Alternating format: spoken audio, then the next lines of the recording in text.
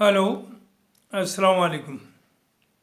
मैं प्रोफेसर शमीम अहमद अपने YouTube channel forum for secular democracy and social justice पर आप लोगों से मुखातिब हूँ। आज का जो डिस्कशन होगा या आज जो मेरी बात है वह है कि बीजेपी उसी मुहिम को पूरा कर रही है जिसकी शुरुआत कांग्रेस ने की थी। ये इसलिए है बात करनी कि मुस्लिम्स को ख़ास तौर से शिकायत है और ये आम जो लोग एनडीए के ख़िलाफ़ हैं, रूलिंग गवर्नमेंट उसके ख़िलाफ़ हैं और उसे रिप्लेस करना चाहते हैं, उनकी नॉलेज के लिए मैं ये ला रहा हूँ। मैं किसी पॉलिटिकल पार्टी का मेंबर नहीं हूँ, ना मुझे बनना है, ना मुझे कोई इलेक्शन लड़ना है। आई स्पीक जो ज़मीनी बातें हैं, जो ज़मीनी सच्चाई है, मैं उस बात को कहता हूँ इट्स रेस्पेक्ट ऑफ कि किसकी क्या आइडियोलॉजी है, कौन सी पार्टी क्या है, वो मैं बोलता हूँ। तो जो कांग्रेस ने, जो मेरा कहना है कि बीजेपी उसी चीज़ को आगे लेके बढ़ी है जिसकी शुरुआत कांग्रेस ने करी थी। आज ख़ास तौर से मुस्लिम्स कहते हैं कि हमारा कोई लीडर नहीं है, हमारा कोई बात उठाने वाला नहीं है। इसकी जिम्मेदारी पूरी मौलाना अबुल कलाम आज़ाद साहब के ऊपर आती है। इंडिपेंडेंस से पहले हर तबके के लोग, हर आइडियोलॉजी के लोग एक साथ मिले और उन्होंने मुल्क को आज़ाद किया। जब मुल्क को आज़ाद किया तो ज़ाहिर है इंडियंस, उसमें डिफरेंट आइडियोलॉजी के लोग थे, उन लोगों ने अलग अलग ग्रुप्स में अपनी पार्टीज भी बनाई और अपनी लीडरशिप कायम की, इलेक्शंस लड़े। लेकिन मुसलमानों को अबुल कलाम आज़ाद ने कहा उस वक्त कि अब मुल्क आज़ाद हो गया है, अंग्रेज चले गए हैं, अब आपको ना तो अपने लीडर की ज़रूरत है, ना अपनी पार्टी की ज़रूरत है, ना अपने झंडे की ज़रूरत है। आपका फ्यूचर में सब कुछ देखभाल, हर चीज़ की जिम्मेदारी कांग्रेस के ऊपर है और कांग्रेस ही आपके इंटरेस्ट को देखेगी। उसका नतीजा ये हुआ कि साउथ के लोगों ने नहीं माना और आज साउथ में different minorities including Muslims, they are politically very strong और वहाँ कोई भी हुकूमत बने उसमें उनकी हिस्सेदारी भी रहती है। नॉर्थ में क्या हुआ कि 60 साल तक तो तकरीबन हम कांग्रेस के वोट बैंक बन कर के रहे और जिस पर जिम्मेदारी हमारी डाली गई थी कि वो हमें प्रोटेक्ट करेगी, हमारे इंटरेस्ट को, नो डाउट इंटरेस्ट गलत नहीं, जो जायज़ इंटरेस्ट है और जायज़ सिक्योरिटी है वो हमें देगी और दिलाएगी। उसने ये किया कि 60 साल में 25,000 से ज़्यादा तो कम्युनल राइट्स हुए, हज़ारों मुस्लिम्स का कत्लेआम होता था। मलियाना कांग्रेस के टाइम में हुआ, Moradabad it was not a communal right. Eid के दिन कुछ पिग्स आते हैं, नमाज पढ़ने वाले मुसलमान थे या पुलिस थी, so it was not as a matter of fact Hindu Muslim right. Police की गोली चली, सैकड़ों लोग मारे गए। उसी तरह से डिफरेंट जगहों पर हुआ, बॉम्बे में हुआ, भिवंडी में हुआ, कहाँ कहाँ नहीं हुआ।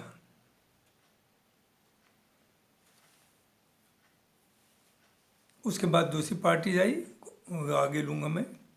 कांग्रेस से मुस्लिम ने दूरी बनाई। अब हम लोग कभी कभी कहते हैं, कुछ लोग, सब नहीं, कि साहब बीजेपी बड़ा गलत कर रही है, रूलिंग पार्टी बड़ा गलत कर रही है। देखिए कश्मीर में 370 हटा दिया। जहाँ तक 370 का सवाल है, ये तो कांग्रेस ने ही खुद 1960 से शुरुआत कर दी थी और उसे डाइल्यूट कर दिया था। जो स्पेशल आर्म्स एक्ट है में आर्मी का अफसा, वो भी कांग्रेस ने लगाया। और जो पंडित जी के सबसे करीबी दोस्त थे शेख अब्दुल्ला साहब, उन्हें भी जेल में रखा। तो ऐसा नहीं कि वहाँ कोई special status, it was on, कुछ चीज़ों में था कि प्रॉपर्टी नहीं खरीद सकते, वहाँ सेटल नहीं हो सकते। बाकी ऑलमोस्ट सभी चीज़ें कांग्रेस ने की हुकूमत ही में, मैं उसका गलत नहीं कह रहा हूँ, ज़ाहिर है it was integral part of India, तो वो चीज़ें धीरे धीरे कांग्रेस ने शुरुआत की थी। हाँ, मोदी जी या बीजेपी कहिए कि उनमें विल पावर है, वो स्ट्रांग है। उन्होंने जो ऑन पेपर भी था आर्टिकल 370, उसे ख़त्म किया और पार्लियामेंट से पास कराया। इस वक्त वो यूनियन टेरिटरी है, हो सकता है कुछ दिन के बाद वो स्टेट बन जाए। 2 हिस्सों में बांटा, जम्मू एंड कश्मीर और लद्दाख अलग यूनियन टेरिटरी बना दी। तो उस पर बहुत शिकायत नहीं होनी चाहिए या ब्लेम नहीं करना चाहिए प्रेजेंट गवर्नमेंट। इसकी शुरुआत तो पहले ही हो गई थी। दूसरा मामला है, अच्छा नो डाउट 370 जो है वो बीजेपी के मैनिफेस्टो में था, आरएसएस के एजेंडे पे था। और आरएसएस का एजेंडा, इसमें दो राय नहीं, काफ़ी हद तक एंटी मुस्लिम्स है, इस कहने में मुझे कोई एतराज़ नहीं। अब आइए बाबरी मस्जिद का।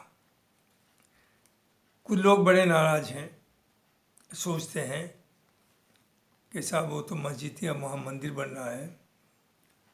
इसकी शुरुआत भी बीजेपी ने नहीं की, कांग्रेस ने की।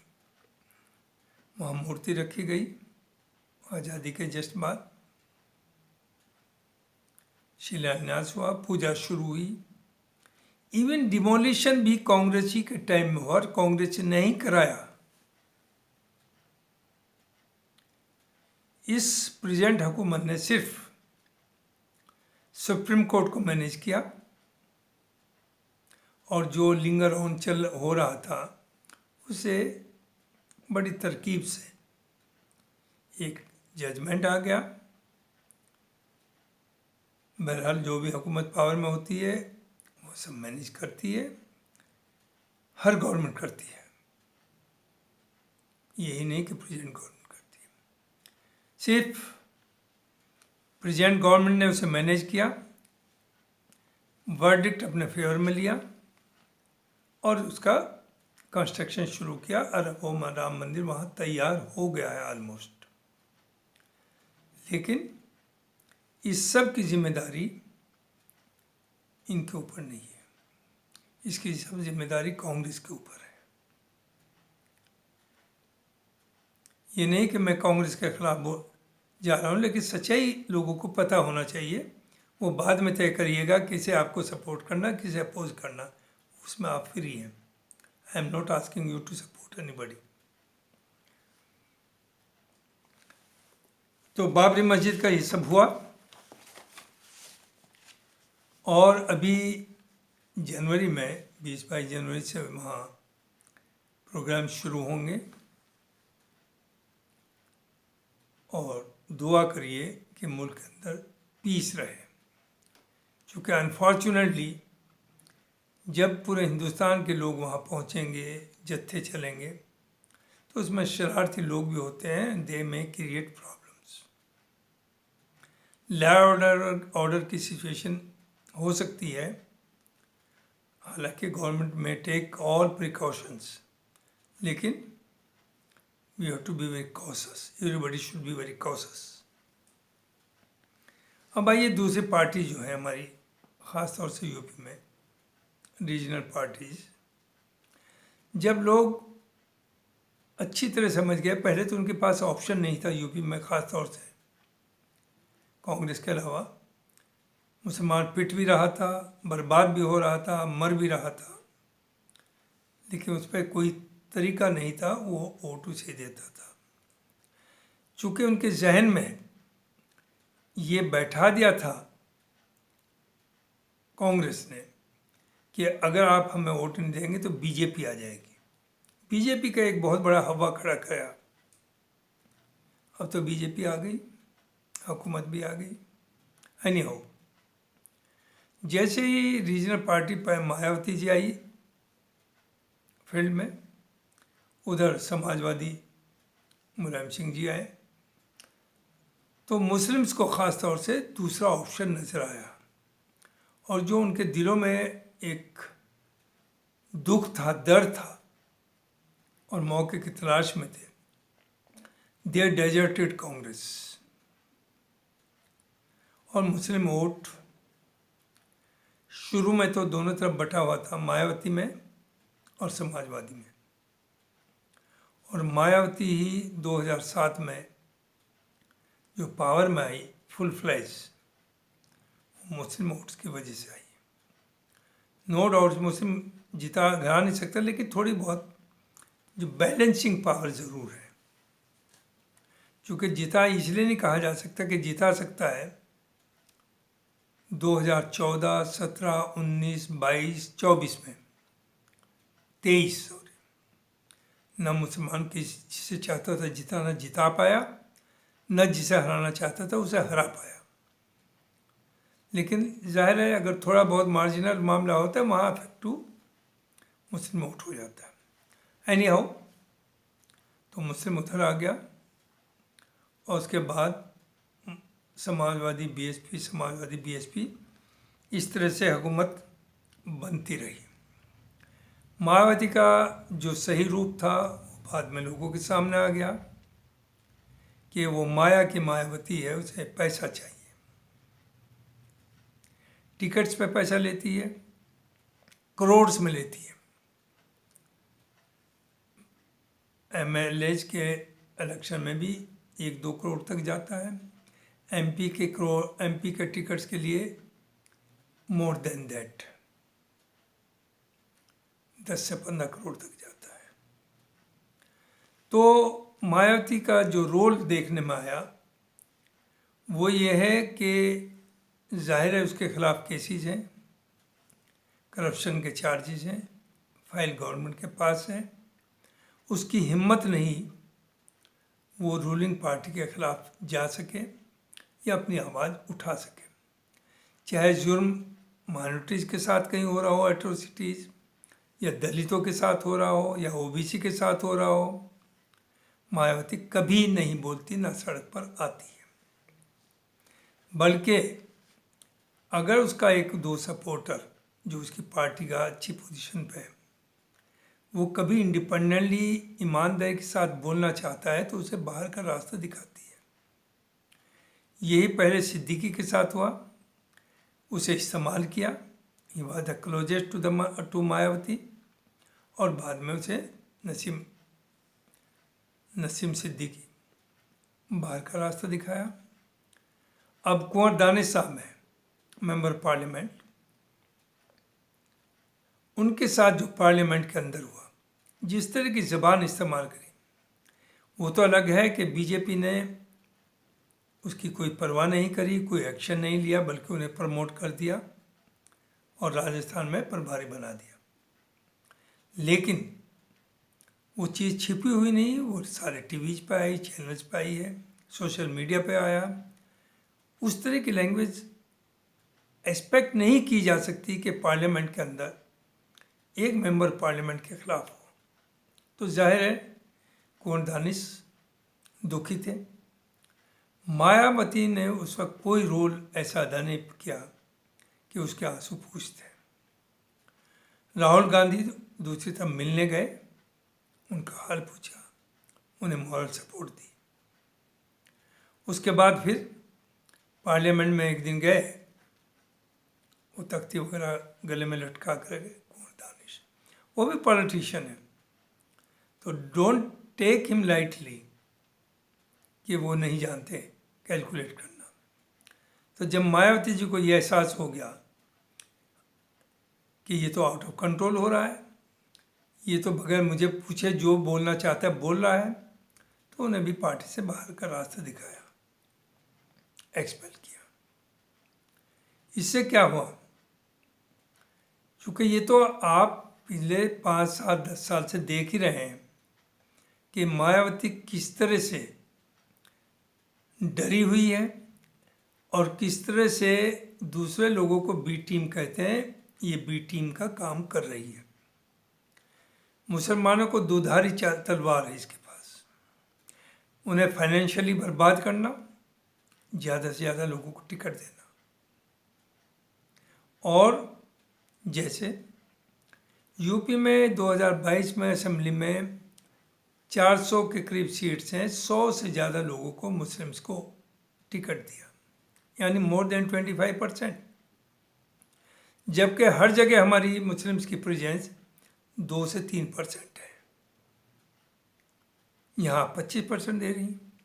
तो जाहिर है जब वो बहुत पैसे दे के आया, वो पॉपुलर भी आदमी होगा, उसका काम भी होगा लोगों में, तो वो वोट भी काफ़ी खींचेगा। और उससे दोनों बात हुई कि मुस्लिम वोट का बिखराव हुआ और फाइनेंशियली इन्हें बर्बाद किया। उधर जो बीजेपी के कैंडिडेट्स हैं उनसे भी पैसा लिया जाता है कि हम आपको जितवा रहे हैं, और कई बार स्टेटमेंट भी दे चुकी कि मुस्लिम दकियानुसी हैं।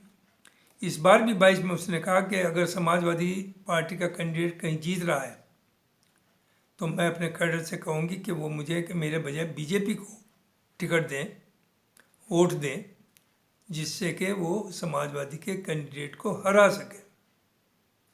ये तो सोच है। तो देखिए इस वक्त दानिश का केस हुआ है, इनके एक्शंस कभी किसी भी मसले पर, नेशनल हो, इंटरनेशनल हो, कम्युनिटी का हो, she doesn't come on the road. किसान 750 मर गए, पहलवानों का क्या मामला आया, न जाने कितने सीरियस मामला आता है, आप सड़क पर नहीं आई। अब फिर पार्लियामेंट का इलेक्शन आएगा, वो चाहेगी कि मुसलमानों को 80 में से 20 सीट पर उन्हें दे दूँ मैं टिकट, जिससे कि ज़्यादा से ज़्यादा वोट जाए। लिहाजा बाय एनी हाउ मुस्लिम्स की समझ में आ गया है कि ये क्या है। हाँ, हर कौम में, हर बिरादरी में कुछ लोग ऐसे होते हैं जो सिर्फ अपने बारे में सोचते हैं, तो कुछ लोगों का तो फ़ायदा होता है, वो तो रहेंगे। कुछ लोगों को गलतफहमी ये है कि फला सीट के ऊपर दलित और मुसलमान मेजॉरिटी बनते हैं, लिहाजा हम सीट जीत जाएंगे। अरे आप सीट तो जीत जाएंगे, लेकिन आप करेंगे क्या? आप पार्लियामेंट में या कहीं भी किसी भी इशू पर, मुसलमानों को तो छोड़ दीजिए, आपकी हिम्मत नहीं कि आप बोल सकें। You need a permission from her. तो मायावती के साथ तो समझिए अब मुस्लिम नहीं है। अब आइए अखिलेश के ऊपर। अखिलेश जिस तरह की पॉलिटिक्स कर रहे हैं उससे एक बहुत अच्छा सिग्नल लोगों में नहीं जा रहा, और बल्कि लोग दुखी भी हैं, ख़ासतौर से मुस्लिम्स। उन्होंने इस पार्टी को अपने खून से सींचा है। 2022 में more than 90% Muslims voted for Akhilesh, यानी समाजवादी। वो चीज़ अलग है कि इनकी एरोगेंस की वजह से, इनकी गलतियों की वजह से पावर में नहीं आई पार्टी, लेकिन इनकी भी पॉलिटिक्स से लोग दुखी हैं। ये अपने को समझ रहे हैं कि आई एम द नंबर 1। लगता यह है कि इन्हें भी या तो डरा दिया गया है या दहशत है, और इनकी पॉलिसी भी रही कि इधर हम और बीजेपी। आपने मध्य प्रदेश में कोई कहता 60, कोई कहता 70 कैंडिडेट खड़े किए। मैं नहीं कहता कांग्रेस की भी गलती है, आपसे बात करनी चाहिए थी कांग्रेस को और कुछ सीट देनी चाहिए थी।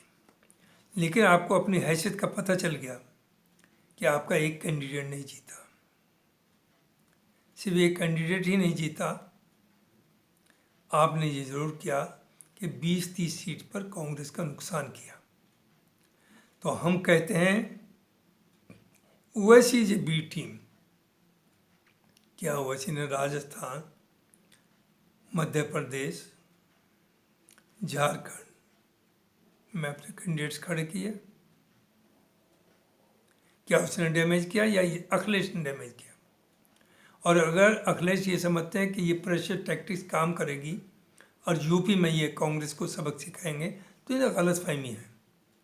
चूँकि यूपी में ये नंबर 1 पार्टी, अपोजिशन पार्टी तभी थे जब मुसलमान इनके साथ था। अब मैं ये बताऊं, आप नोट सिर्फ यूपी में बल्कि पूरे मुल्क में, और यूपी में ख़ास तौर से 90% Muslims have already shifted to Congress. चूँकि उन्हें एक राहुल गांधी, कांग्रेस में सब कमी रही, सब गलत हुआ 60 साल, लेकिन एक नई किरण नज़र आ रही है राहुल गांधी की सोच में। राहुल गांधी की कोशिश है, वो इतने बड़े दिल का है कि उसने जो पुरानी गलतियां हुई हैं उनको भी एक्सेप्ट किया है और वो इंक्लूसिव पॉलिटिक्स की बात कर रहा है, वह आइडियोलॉजी की बात कर रहा है।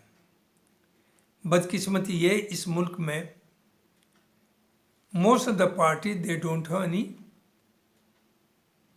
आइडियोलॉजी, सिवाय बीजेपी है द आइडियोलॉजी या कम्युनिस्टों की कम्युनिस्ट जो हैं वो उनकी आइडियोलॉजी है। अखिलेश को ये सोचना चाहिए। तेलंगाना में जेडीएस के साथ था मेजॉरिटी ऑफ द मुस्लिम्स, लेकिन इस इलेक्शन में क्या हुआ? दे डेजर्टेड जेडीएस और जेडीएस पे चालक कोई नहीं बचा, बीजेपी से अब अलायंस हो गया। आप इस हैसियत में भी नहीं कि आप बीजेपी से अलायंस कर पाएंगे। आपको तो आपकी पार्टी का नामो निशान ख़त्म हो जाएगा। तो आप नंबर 1 नहीं हैं इस वक्त, आप नंबर 4 हैं यूपी में। अगर आपको वाकई आप सिंसियर हैं, आप ऑनेस्ट हैं और आप जो कहते हैं लोहियाट हैं, ये सेकुलर हैं या डेमोक्रेटिक हैं, तो सोच समझ करके कदम रखिए। आपका भी कोई बहुत अच्छी हिस्ट्री नहीं है। आपने मुजफ्फरनगर हुआ आपके टाइम में, सबको मालूम है क्या क्या हुआ। अखलाक का केस आपके बारे में आपके टाइम में हुआ। और आप भी, चाहे वो किसानों का मामला था जिसमें 750 किसानों की जान गई, चाहे वो पहलवानों का मामला था, चाहे मैं कहता हूँ हालांकि इस कंट्रोवर्शियल, लेकिन जिस तरह से अतीक का मर्डर हुआ दिन दहाड़े पुलिस कस्टडी में, आपकी हिम्मत नहीं हुई बोलने की। मैं अतीक को कोई सर्टिफिकेट नहीं देने वाला हूँ, ना मैं उसे जानता हूँ कि वो कैसा था, लेकिन जो तरीका कार हुआ कि पुलिस कस्टडी में, आपको तो आवाज़ उठानी चाहिए। आपका तो वो सपोर्टर रहा है, आपकी पार्टी का हिस्सा रहा है। वही बात है अंसारीज का, इलाहाबाद, गाजीपुर, आपने तो उनके नाम से काफ़ी फ़ायदा उठाया, काफ़ी सीट जीती। आप उनके गलत बातों को ना सपोर्ट कर लिए, लेकिन जहाँ आपको नज़र आता हो, लोगों को नज़र आता हो कि उनके साथ जुर्म हो रहा, तो उस पर तो आवाज़ उठाइए। सीएए का मामला आया, ना जाने कितने मामले आए, आपकी आवाज़ नहीं उठी। तो अखिलेश जी, आप ये समझ लीजिए कि अगर आप कांग्रेस को प्रेशराइज करके ये समझते हो कि 60 सीट आपको मिल जाए, 5 सीट कांग्रेस को दे दें, 2 सीट आप चौधरी जयंत को दे दें, आरएलडी को, और आप यहाँ आपका परचम लहराएगा और बहुत सी सीट्स ला करके, जो कहा जाता है कि यूपी से ही रास्ता है पीएम का, आप पीएम बन जाएंगे तो आप बहुत बड़े धोखे में हैं। अगर आप इंडिया अलायंस के साथ रहे और आपके साथ वो भी आ गए, जयंत भी आ गए और छोटी छोटी और पार्टीज आ गई, तो no doubt there is every possibility कि सब मिलकर के 50 से ज़्यादा जीत जाए। और अगर ये अलायंस आप नहीं करेंगे तो याद रखिए आपकी 2-3 सीट से ज़्यादा नहीं आएंगी, और कांग्रेस की हो सकता है एक ही आए। मैं ये नहीं कह रहा हूँ कि कांग्रेस का बहुत बड़ा नेटवर्क, चूँकि कांग्रेस सिर्फ मुस्लिम सपोर्ट पर नहीं हो सकती, या आपकी पार्टी भी सिर्फ मुस्लिम सपोर्ट पे, आपके साथ तो रहा ही नहीं मुसलमान। मुसलमान चाहता है आपको स्ट्रॉन्ग देखना, चूँकि वो आपके साथ रहा है। मुलायम सिंह सबसे बेहद प्यार करते थे, मुलायम सिंह को लोग ट्रस्ट करते थे और उनके दिल में मोहब्बत थी, प्यार था, सिंसियरिटी थी। लेकिन आपने सब बर्बाद कर दिया जो नजर आ रहा है। तो अभी टाइम है, यूपी में आप ही लीडरशिप संभालिए, उधर से आना, यूपी में लीडरशिप आप ही संभालिए, लेकिन अलायंस में रहिए और लोग खूब आपको वॉच कर रहे हैं। ऐसा कुछ नहीं कि आप नज़र ना आ रहे हो, लोगों को खूब नज़र आ रहे हैं। और रियली स्पीकिंग, आपकी पार्टी के जो बड़े सीनियर लीडर्स हैं वो भी परेशान हैं कि उनका फ्यूचर क्या होगा।